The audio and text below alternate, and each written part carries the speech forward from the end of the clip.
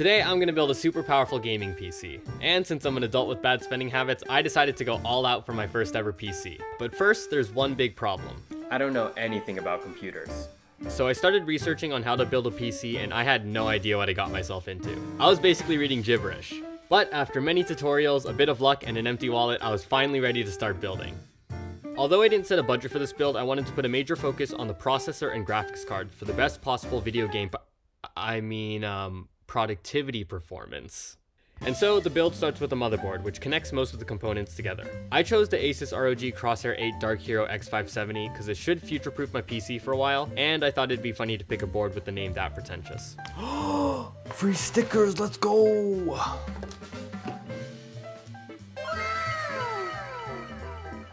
Okay, I'll keep it real, this thing looks high-tech, and my timbers were shivering just looking at it. That being said, I was also super pumped to get started. After setting the board on top of the box, the first step is the processor. This is an AMD Ryzen 9 5950X, which is one of the best CPUs available. Although it's small, the processor is actually one of the most important parts of a computer, and this CPU is going to be complete overkill for my system. Handling the CPU, you need to be extremely careful, holding it only by its edges, making sure not to damage the gold pins underneath. To install it, you need to unhinge this lever to access the CPU socket. Next, align the gold triangle on the CPU with the triangle on the motherboard. Then, without applying any pressure, you simply drop the CPU into the socket and let gravity work its magic. Hook the lever back into place, and just like that, boom, the CPU is installed. I thought this was going to be the scariest step, but that was kind of a breeze. A light air, one might say. Okay, it's not as bad as I thought.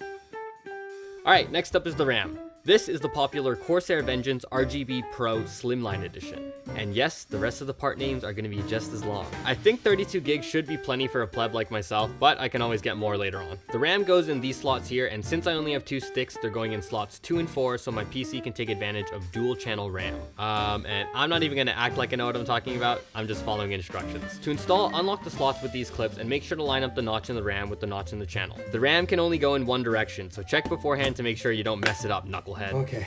Then just push down firmly until the RAM clicks into place. Once the RAM's secured, the next step is storage.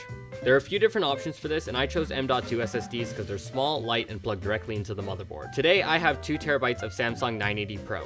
To install, I unscrewed the faceplates covering the M.2 slots. SSDs can come in different sizes, so use the included plug adapters to fit your own needs. I insert the stick at a bit of an angle, press down on the SSD to screw it into place, and reattach the faceplate. If the plate has a thermal pad, also make sure to peel off the protective film beforehand. Then I repeated the same process for my other SSD, and voila, I now have a stupid dumb amount of computer storage. And I was feeling pretty good at this point. If you've never built a PC before, I highly recommend it. It's honestly very satisfying. Adult Legos, as my friend put it. And now it's time to mount the motherboard. The case I went with is the Corsair 5000X. So after removing the side panels, I laid the case down on its side and located the mounting holes for the motherboard. Then I gently slid the board into place, making sure to line up the back I/O with its opening. Finally, I used the included screws to secure the board in place. And now we've only got a couple more parts before this thing is an absolute unit. Right, next up is the power supply. And as the name suggests, this is what powers the PC. I got an 850 watt PSU, which should be more than enough for my computer. First, I followed a guide on which of the included cables to plug in beforehand. And this thing came with a lot, so I didn't end up using all of them, but I'll specify which ones I did use in a little bit. Next, I positioned the power supply at the bottom back of the case, making sure the fan was facing the dust filter. When mounting the PSU, it's important to tighten the screws in a crisscross pattern to ensure each corner is mounted with even pressure. Okay, now we move on to the CPU. Just like SSDs, there are a few different options for cooling. Air coolers, which use fans, liquid coolers, which circulate coolant around the case, and all-in-ones, which are kind of like an air-liquid hybrid. I went with the Corsair Elite Capellex AIO because it seemed like a happy medium, plus it was one of the prettiest coolers available. Alright, first up I had to attach the fans to the radiator.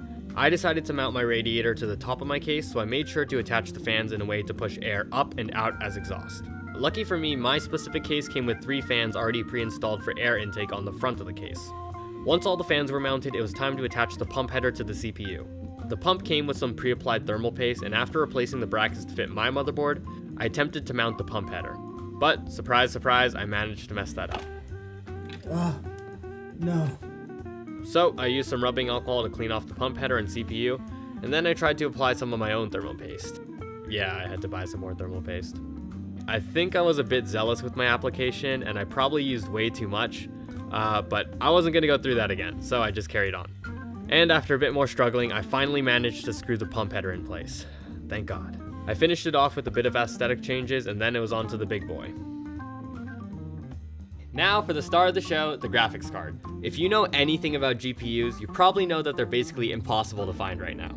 I got super lucky and was able to find not just any GPU, but the Asus TUF RTX 3080, which is basically like a GPU infinity stone. Alright, no, that was a bad joke. Cut that. To mount the GPU, first I needed to unscrew some of the back plates. Then I clipped the graphics card into the PCIe slot with a bit of pressure and secured the back with some screws. And just like that, the GPU is installed. At this point, everything is plugged in and all that's left is the cables. Coming from the power supply, I first connected the large 24-pin cable to the right side of the motherboard. Next up was the CPU cables, which plugged right into the top left corner. Then the PCIe cable, which plugs right into the GPU. In my case, I have two 8-pin connectors, so I made sure to occupy both of them. Finally, there were the case cables, which each went into their own respective spots at the bottom edge of the motherboard. I also plugged in all the fans, and a certain idiot forgot to record that part. And just like that, all of the parts were finally connected. It's kind of poetic in a sense. I spent a while on cable management, then finally plugged in the power connector for the moment of truth. It should work. If I turn this on, it should work. But I'm so nervous.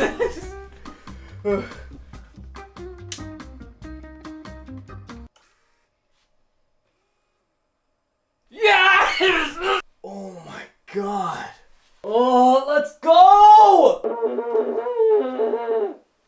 I know, I'm as surprised as you are. I didn't f it up. Let's go! Alright, we're nearly there, stay with me. After plugging in my screen, keyboard, and mouse, and spending way too long trying to set up Windows, I finally installed the OS and all of the necessary drivers. Then I ran a user benchmark test, and this thing knocked my socks off. God damn! Oh my god, look at these numbers! And now I can finally fulfill my dream of becoming a pro gamer. Finally, I put the side panels back on and peeled the plastic to officially take this from a build to a built. I'm so happy with it. The process was definitely a lot, but my Fortnite Roblox machine is complete. Hello, yes, it's me, the guy who posted 2 videos and disappeared for a year. And if you remember me, hi, I'm back. Okay, you're probably wondering, where the hell have you been the past year? And my answer, I'll tell you when you're older. Maybe in a future Q&A or something. Subscribe to find out. But all that matters is I'm back now, harder, better, faster, stronger than ever. And this time, I'm just gonna go all in. I swear more videos are coming. So if you like this one, drop a like, comment, subscribe, hit the bell, and follow me on Instagram if you want. And yeah, let me know what you guys think of this thing. That's all from me, and I'll see you guys with the new video next year. Bye!